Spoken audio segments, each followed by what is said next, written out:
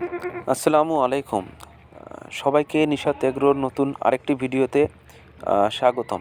আজকে আমরা আসলে আমাদের একটি ছাগল আজকে সকাল ঠিক 6:30-7টার দিকে খুব ভোর 2টা বাচ্চা প্রসব করেছে।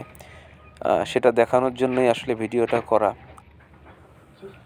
তা আমাদের এই ছাগলটি যদিও আমাদের বাইরের থেকে কেনা, তারপরেও যার ছাগল ছিল তার কথা মোতাবেক এটা 5 মাসে আজকে বাচ্চা দিল। তা প্রথম বাচ্চাটি আমাদের জানার আগেই ডেলিভারি হয়ে গিয়েছিল। তারপরে আমরা এসে প্রথম বাচ্চাটি মুছে দিলাম।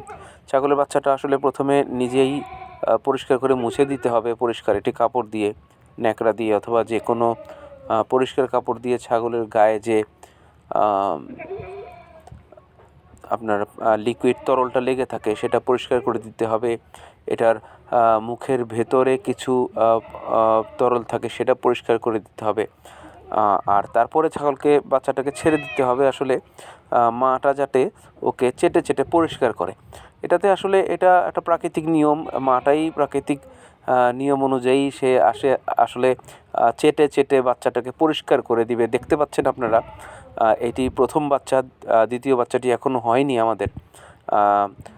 দ্বিতীয় বাচ্চাটা ঠিক কিছুক্ষণের ভিতরেই ডেলিভারি হবে। আসলে ভিডিওটা করার পরে আমরা অডিওটা দিচ্ছিলাম, তাই জিনিসটা আগেই বললাম যে আমাদের কিছুক্ষণ পরেই দ্বিতীয় বাচ্চাটা হবে। এবং বাচ্চা হওয়ার সাথে সাথে একটা জিনিস খেয়াল রাখতে হবে, এর যে নখটা আছে এটা ছুরি দিয়ে সমান করে কেটে দিতে হবে। সমান করে কেটে দিলে পরবর্তীতে তাদের হাঁটা চলাতে খুব সহজ হবে এবং আরাম পাবে তারা।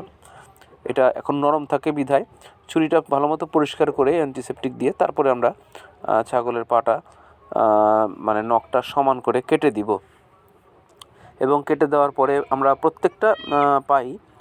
প্রত্যেকটা পায়ের খুরেই যেই এক্সট্রা নখগুলি থাকে হলুদ কালারের, খেয়াল করবেন, এবং খুব নরম থাকে, এইগুলি আমরা একটা ধারালো কিছু দিয়ে, ছুরি দিয়ে হোক ব্লেড দিয়ে হোক, আমরা কেটে সমান করে দিলে পরবর্তীতে ছাগলের খুরগুলি তাদের খুব সুন্দর ভাবে তারা হাঁটাচলা করতে পারে। তাই কথাগুলি বলতে বলতে আসলে মানে এই প্রথম ভিডিওটি করতে করতেই আমাদের দ্বিতীয় ছাগলটি প্রসবের সময় হয়ে গেল। তা আমরা কিঞ্চিৎ দেখাবো আপনাদের যে দ্বিতীয় ছাগলটি আমরা নিজেরা হাত দিয়ে ডেলিভারি করব। প্রথমটা এভাবেই হয়েছে, দ্বিতীয়টা আমরা আমাদের সামনেই আমরা হাত দিয়ে ডেলিভারি করে দিয়েছি। সেক্ষেত্রে একটা পরিষ্কার কাপড়ের ব্যবস্থা রাখতে হবে।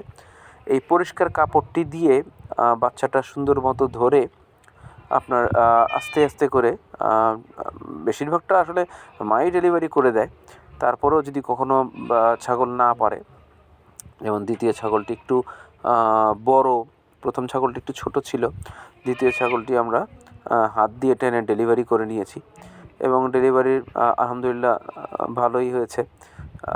তো দ্বিতীয় ছাগলটি ডেলিভারির পরে এটাকে আমরা শুকনো খ্যারের উপরে রেখে, আমরা আসলে শুকনো খ্যার অথবা শুকনো ছালার উপরে রেখেও করতে পারেন, তো এটা ভিজিয়ে যাবে, এই জন্য আমরা খ্যারের উপরে রেখে করেছি। এর যে পানিগুলি আছে, এর যে পর্দাটা থাকে, আসলে যেই থলে এটার ভিতরে এরা থাকে, এটার ভিতরে পানি থাকে, লিকুইড থাকে, এই লিকুইডগুলি হাত দিয়ে স্লেশার মতো হাত দিয়ে টেনে টেনে সরায় নিতে হবে এবং পরিষ্কার কাপড় দিয়ে মুছে দিতে হবে। আর একটা ছোট্ট প্রাকৃতিক, মানে আসলে গ্রামের জিনিস দেখাচ্ছি। গ্রামের সকল আসলে এগুলি আসলে কাউকে শেখাতে হয় না। আমার এই ভাতিজাটি আসলে নিজেই জিনিসটা করেছে। একটা ছোট্ট খ্যারের টুকরা দিয়ে মুখটা বেঁধে দিল, আমি আসলে বুঝি নাই কী করছে। খ্যারের টুকরা দিয়ে মুখটা সুন্দর করে বেঁধে দিল, মানে মুখটারে হাঁ করিয়ে রাখলো এবং এরপরে এখান থেকে ময়লাগুলি সে লিকুইডগুলি টেনে পরিষ্কার করে নেবে। এটা আসলে একটা একেবারে গ্রামের একটা সিলি একটা, মানে ছোট্ট একটা ব্যাপার, কিন্তু আমাদের শহরের মানুষের জন্য একটুখানি বোঝার ব্যাপার আছে। তো গ্রামে এগুলি বাচ্চারাও করতে পারে। তো দেখবেন এই বাচ্চাটা হওয়ার পরই দেখাচ্ছি যে এরা শাল দুধ চলে আসছে। শাল দুধটা খাচ্ছে বাচ্চাগুলি, এই শাল দুধটা খুব প্রয়োজন। এই শাল দুধটা সময় মতো বাচ্চাগুলি খেতে পারলে এদের ইমিউনিটি বুস্ট করে, মানে এরা আসলে প্রথম যে শক্তিগুলি, বাঁচার শক্তিগুলি আসলে মার শাল দুধ থেকেই আসে। তা বাচ্চা জন্মের পরে আবার আমরা এর পরের ভিডিওতে দেখাবো আমরা আসলে কি খাওয়াই একটা ইমিউনিটি বুস্ট করার জন্য একটা ওষুধ আমরা বাচ্চাদের দেই। তা সেটা সম্পর্কে এর পরের ভিডিওতে ইনশাল্লাহ সব কিছু থাকবে। তো আমাদের সাথে থাকার জন্য আপনাদের অসংখ্য ধন্যবাদ। আমাদের সাথে থাকবেন, সাবস্ক্রাইব করবেন এবং আমাদের জন্য অবশ্যই দোয়া করবেন ইনশাল্লাহ। আসসালামু আলাইকুম। দেখা হবে এরপরের আরেকটি নতুন আপডেট নিয়ে ইনশাল্লাহ।